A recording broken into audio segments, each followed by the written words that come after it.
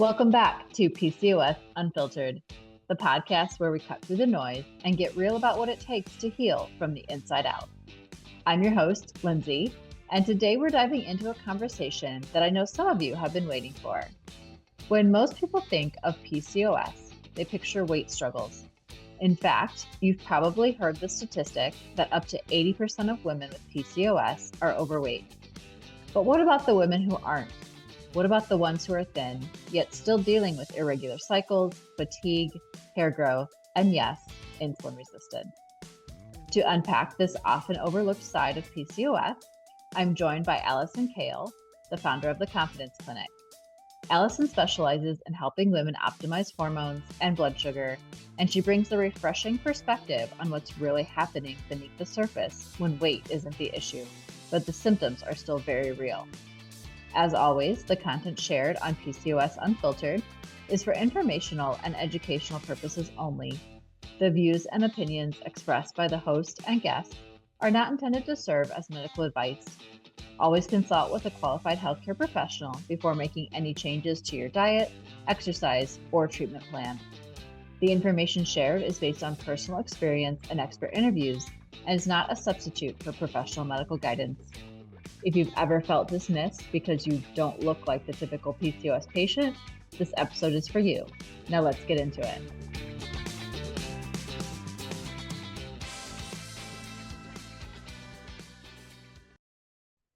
What role do hormones like cortisol, we've talked a little bit about cortisol already, of course, estrogen, testosterone, what role do they play in making insulin resistance more complex for women with PCOS? Yeah, sure. So cortisol is sneaky because we all have elevated cortisol because we're all very stressed out and we live in a high inflammatory lifestyle right now.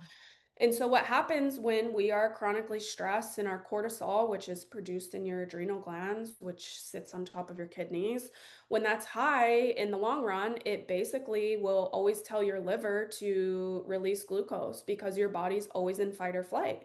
And so it doesn't matter if you're not eating sugar. Like people will be like, well, I don't eat sugar. Okay, but you are stressed out all the time. Like you have a very high stress job, you have four kids, you're not sleeping. And so even though you're not eating the cake, high cortisol will still tell your body to release glucose to try to help your body get out of fight or flight.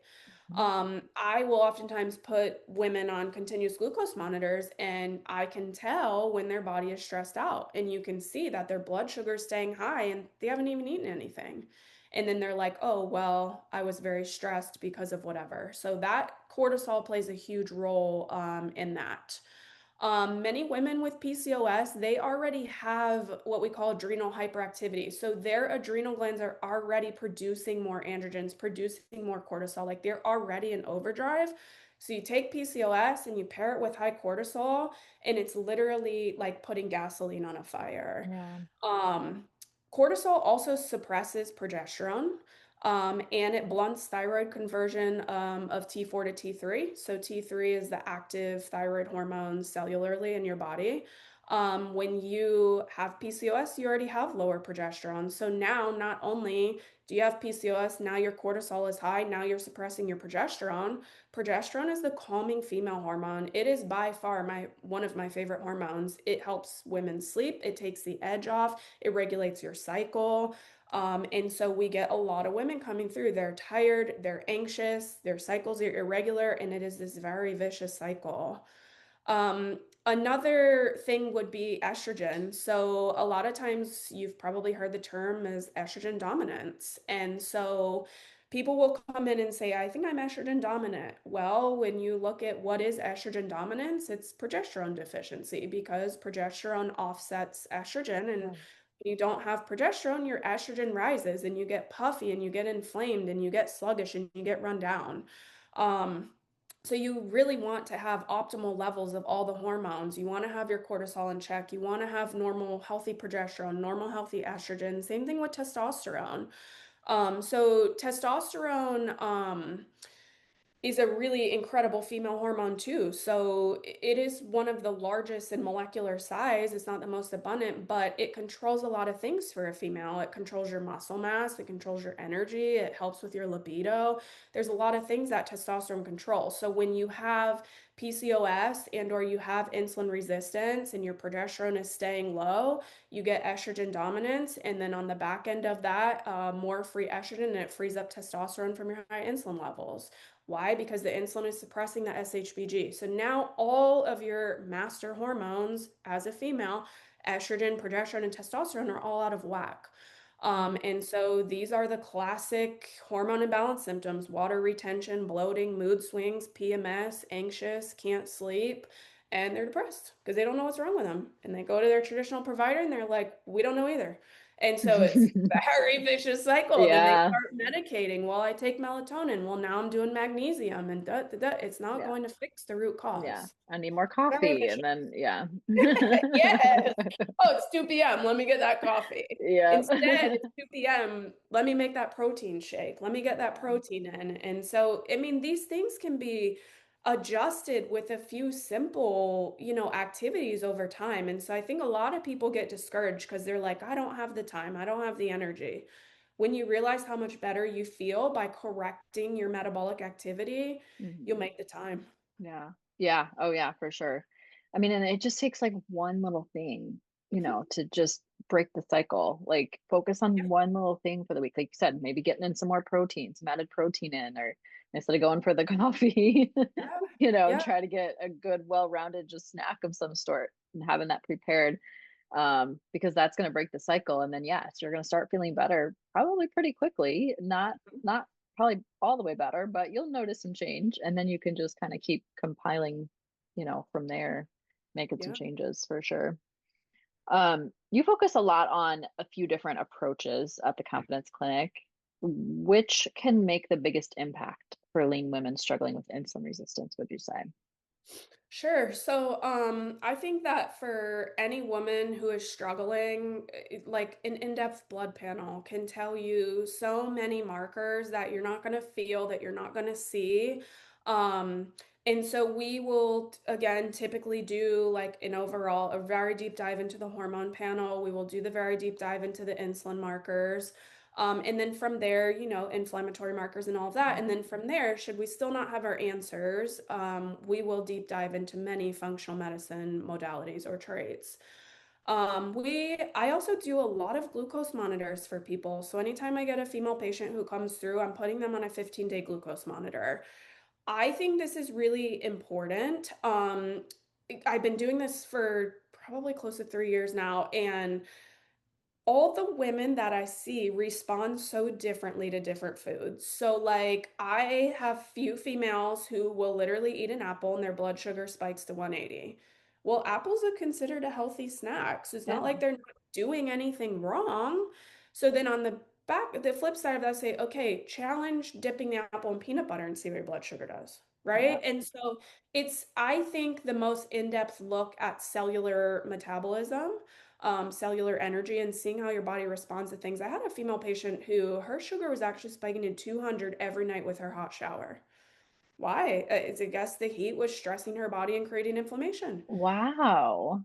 That's Yeah, so crazy. it's Yeah. this very good insight for females. So blood work definitely, continuous glucose monitors Mhm. definitely. And then from there I don't have any protocols. So I get a lot of females who will come through with literally shopping bags full of supplements. They're spending 2,000, 3,000, four thousand Oh, dollars worth of wow. supplements at other clinics, and it's like a very janky traditional, one size fits all protocol. I don't have any protocols because we literally just take each individual patient because everyone responds to things so differently. Yeah, yeah. Everybody's so different. I was going to say with the continuous glucose monitor too. I mean, that's where you might discover like some sensitivities and stuff in there too, right? That could be stressing the body out more, Mm-hmm. right? Yeah. Yeah. It's all going to Yeah. create inflammation. Now you have inflammation in your bloodstream, inflammation in your Mhm. gut, and you can't survive like that. No, So no. yeah, I think the key, honestly, is like we work closely with people like you, So Yeah. I don't claim to know it all, and I'm always referring my female patients to people who also specialize in nutrition because Hmm. you have to have lifestyle, plus you also have to have the medical side of it. And so I think Yeah, that's where the real, gold comes from for it's people. true. Yeah, yeah, it does. It takes a team. It Really, when does. you think about it. Yeah, yeah. Because I mean, even thinking back to my nursing education, I mean, I wasn't taught about nutrition like I am now, and Yeah. so yeah, but I can't do labs and I can't do, other certain Right. things. So, Yeah. Yeah, I mean, nutrition is very surface level in mhm. traditional setting, avoid Yeah. carbs. Yeah. Okay. That's your Or the bad. Okay. yeah. All Or right. this patient has diabetes. Like, how should they Here's your how should they be metformin. eating? Yeah. Yeah, see you back in 6 weeks. Like, Yeah. okay, great. Yeah. Many women feel they're doing everything right, specifically working out, eating well. It's that whole calories in, calories out thing, I think that people tend to focus on, but they're still struggling. So what could be happening under the surface with blood sugar and hormones in those cases? Yeah, so I see this every single day. Like Hmm. females Yeah. come, they're working out, they feel like they're eating right. And then we do the deep dive. And so I would say there are a few things that without fail always stick out. One of them is under eating. Females are afraid to eat. Like, girl, Mhm. go get you a steak and some eggs. Like, do not be afraid to eat the protein, whatever, however that looks for people. Yeah. But females will be like, well, I don't want to go over 1,100 calories. And I'm like, okay, you just deadlift 200 pounds this morning. Like, Yeah. where are you going to feed your muscles if you Yeah. don't eat? Under eating is huge. And not to any fault of their own, because there's a lot of coaches who will tell them to eat less. Yeah. And that's not always the recipe for success. Mm-mm. Back to like tracking blood sugars, so they could maybe feel like what they're eating is healthy, and it probably is, but maybe their body's not breaking it down like it should. Maybe it's creating more inflammation than it should. So figuring out how your body responds to the foods, it's definitely an eye opener. Yeah. Lack of sleep. We are all like sleep deprived unless you prioritize it because, well, we go to bed at like 10 or 11 o'clock, then you might lay there on your phone, then your brain is stimulated, then the next thing you know, it's 5 o'clock and your alarm's going off. So, like, I will train people to create their bedroom into what we call a sleep oasis. And, like, that Mhm. is it. Bedroom is for sleep and sex, and that's it. Like, Yeah. don't bring your phone in there. Get yourself a secondary alarm. Your phone stays in the other room. Like it should be cool. It should be dark. There are many Mm. things. Acupressure mats. We should be meditating. Like there's so many things to help lower stress, inflammation, and create better sleep. Yeah. Overtraining. Overtraining, I see a lot too, right? So females are just like, all right, well, I'll just add on another day, or I'll just do two a days, or I'll just do 75 hard, and that should do it. And like, it just still doesn't do it. You can overtrain. Mhm. What happens when you overtrain? You elevate your cortisol levels, your body is under stress, you're back in fight or flight, you're constantly in an elevated glucose state. So overtraining is not the answer. And then one other thing that we see happening under the surface is progesterone deficiency and PCOS and insulin resistance, raising your estrogen, and you get that very estrogen dominance effect. Yeah. Yeah. I think the overtraining, that was me in my 20s, but like it worked. So I thought I could just do an extra workout or run some more and I could still eat whatever I wanted. And now, of course, looking back, that's probably what led me down, my own path because I was just stressing out my body more and I was doing fine until I wasn't. Well, and I So, think, to your point, I have a lot of women in their 40s, 50s, 60s, 70s. My oldest patient's 94. I have female patients in their wow. 20s. Um, When you're in your 40s and you're in your 50s, you don't do what you did in your 20s. No. It doesn't work anymore. Your metabolism is different. Your Mhm. hormones have shifted. Maybe you've had a kid, maybe you haven't. You have a lot more stress. Like, and so I often see females resort back to like, well, when I was 20, I just trained for a marathon and that cut it. Exactly. Yeah. It's not going to cut it now. It's No. very different time when your body becomes a little bit older inside. Yeah. Yeah. Yeah. I mean, I think I even saw it in my 30s, but definitely now like 40s, Same. feeling it more.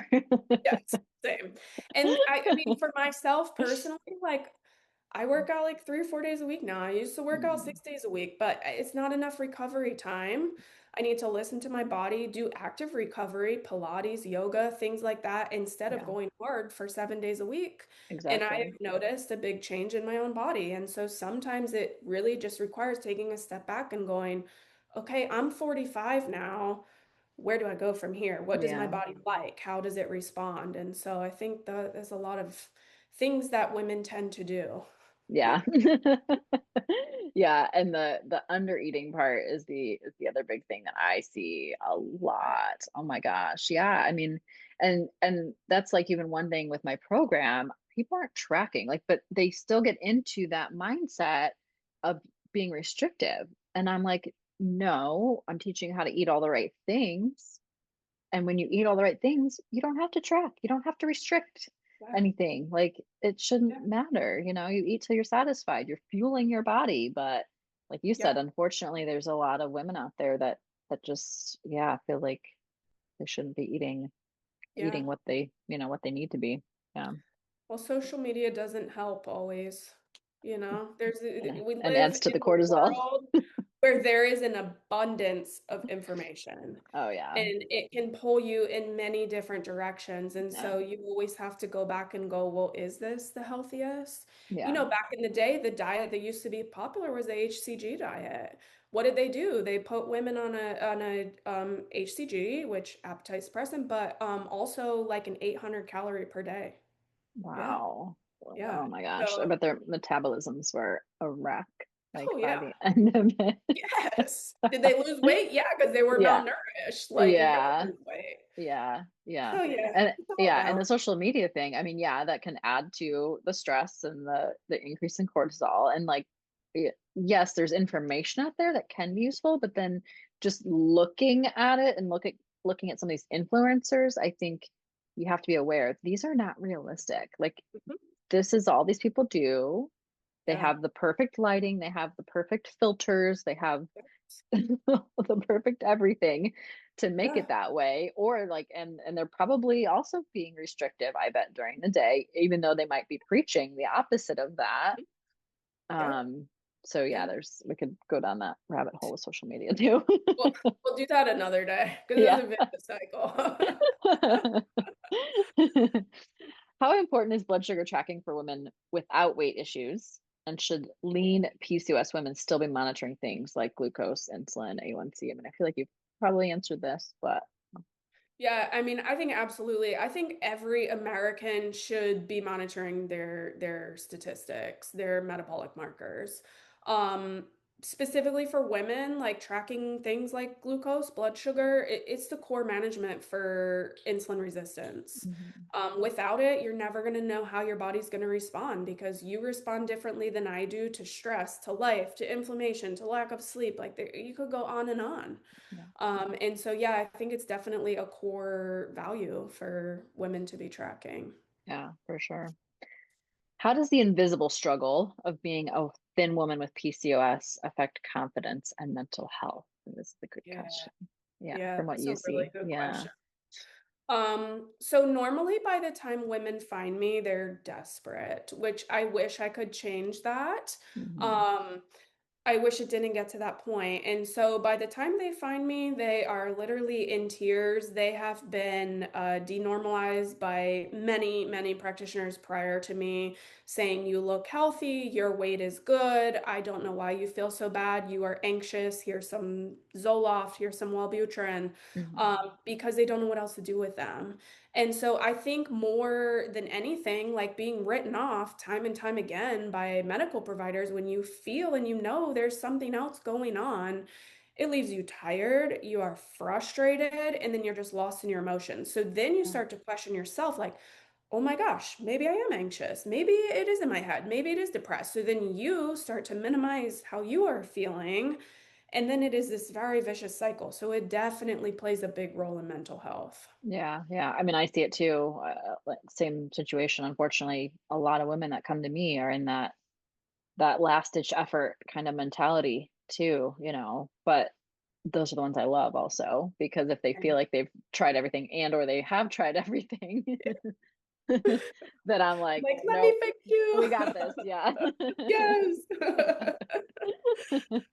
What do you say to women who feel dismissed because doctors tell them, well, you look healthy, so you must be fine? So I think this goes back to a lot of what we said, and you have to advocate for yourself. And Mhm. so, you don't have to settle for what anybody tells you. Like that, just because you pay them a copay and you're there, you don't have to take that as your final, answer. Yeah. You just go, okay, I'm sorry you feel that way, and you move on and you find yourself another provider who is willing to listen and take the time and educate and kind of do deep dives with you. I definitely empathize with these females for sure because they are written off time and time again. And over time, that really does a number to their mental health. And Yeah. I feel so bad for what they have experienced in the past. I actually did a social media post about this recently, and it was like this sweatshirt, and it was like, let me guess, my labs are normal, I have anxiety, everything looks good. And like, I just want to print it for females, and they wear it 'cause they're like PCPs, but you do have to advocate for yourself, Mhm. time and time again. And so I think like getting with untraditional providers and having your notes ready with you when you go, like, this is what I want you to do for me, they're going Mhm. to be more willing to do it. Yeah, yeah. I know I saw that post about the sweatshirt or whatever. Like so literally you start printing those and having everybody go to their doctor Yeah. with one of those Like, I need this shirt. on. Um, so if a woman listening today, and I mean, I have listeners I've discovered like all over actually, in other countries and yeah, all over. But if they suspect that they may have insulin resistance but don't fit the typical PCOS profile, what are some first steps that you would recommend? So gathering their thoughts, so writing down the symptoms that they experience day in and day out. So I like to call it a symptom log, because this is going to prepare you instead of when you get in front of your provider and you go, "Well, I have brain fog." Oh my God, and I don't remember what else I have. Because now you're like stressed because you're pressed for Mhm. time and your doctor's like, "Hurry up, why are you here?" And so literally take a symptom log over like a 4-week period. What are you experiencing day in and Mhm. day out? Um, and then just be, prepared with your notes. Like, here's what I'm experiencing based on my research. These are the blood work. This is the blood work that I'd like to have drawn. Here's where I, would like to go from here. Sometimes you're going to have to guide that conversation because they're just not trained in it and they Yeah. don't know what to do with it. So typically they will give a prescription for metformin and say, okay, here you go. Like you said, back to, the very beginning of this is forever. Stay on the metformin and you'll be fine. Mhm. And Yeah. so I think just educating yourself and being proactive and pushing for what you know is the best approach that you can Yeah. take. Yeah. I love that. If listeners walk away with one key message about PCOS and insulin resistance today, especially for those in thinner women, what would you want that to be? Like, yeah, advocating for yourself, really. Knowing that even though there is a very classic presentation from the last 20 or 30 years of what PCOS might look like, that now today in 2025 is very far from the That, truth. yeah. Thin PCOS is a real diagnosis. I'm sure by now it has an ICD-10 code. Be surprised if it didn't, but there's a lot of light being shed on it. Yeah. And so you just have to know, like, okay, my body doesn't feel right. I'm struggling. Here's what I'm struggling with. Could I possibly have PCOS? Don't let them write you off. Continue to Hmm. do your research, continue to push for yourself, and just know that now it doesn't have to be cyst on your ovaries. It doesn't have to be a high BMI. It doesn't have to be a woman with a beard. Like there are so many other things that Yeah. PCOS can present as insulin Yeah. resistance, high inflammatory markers, and then on the back end of that, like set yourself up for health detriments later on if you let it ride. Yeah. So I think just know, like you said, knowing your body. Yeah. That's a great way to close it out. But last question, one more question. How can people connect with you and find you? Sure. Yeah. So we have one location. It's in Clearwater. So Clearwater, Florida on Belcher Road. We're getting ready to expand to a new location in Trinity. So we're gonna hopefully be serving like the Odessa area, Trinity, Newport Richey, places like that. Like I said, though, we do service all of Florida, so virtually on telehealth, by phone, we can meet and connect on Zoom. We can draw your labs at any local LabCorp. There's one on every corner. So our office phone number is 727-435-7394. Our email address is info@myconfidenceclinic.com, and then my website is www.myconfidenceclinic.com. And I am happy to literally chat with anybody to see if we would be a good fit, to see if they need my services. I don't take people's money if they don't, because that's not fair to them. Yeah. So, Yeah. yeah. I love it. And I will, of course, link all of that stuff in the show notes as well. But I really appreciate this. This was Thank you. so good. Yeah. Definitely a great topic, I think. And you are so knowledgeable in all this stuff. So I really, really appreciate you being here. Yeah, no, thank you for having me. I really think I have finally found my passion in medicine, and that is literally to just help females get the results that they deserve and feel like themselves again. Yeah. Because as we get older, you just lose yourself. You don't feel good, you don't look good, you don't feel like you look good. And I like to help women rediscover their confidence, and that's why I Yeah. named it the Confidence Clinic. Love So that. thank you. Thank you for having me. Love that. Thank you. I hope today's conversation with Allison helps shine a light on a piece of PCOS that doesn't get talked about nearly enough. That lean women can struggle just as much with insulin resistance and hormone imbalances, even when weight isn't part of the picture. If that's you, remember, your symptoms are valid, you're not imagining things, and there are answers out there beyond the standard just lose weight advice. You can learn more about Allison and her work at the Confidence Clinic. I'll link her resources in the show notes so you can connect with her. And as always, thank you for tuning in to PCOS Unfiltered. If this episode resonated with you, be sure to share it with a friend who needs to hear it. Until next time, keep nourishing your body, healing from the inside out, and thriving. Unfiltered and unstoppable.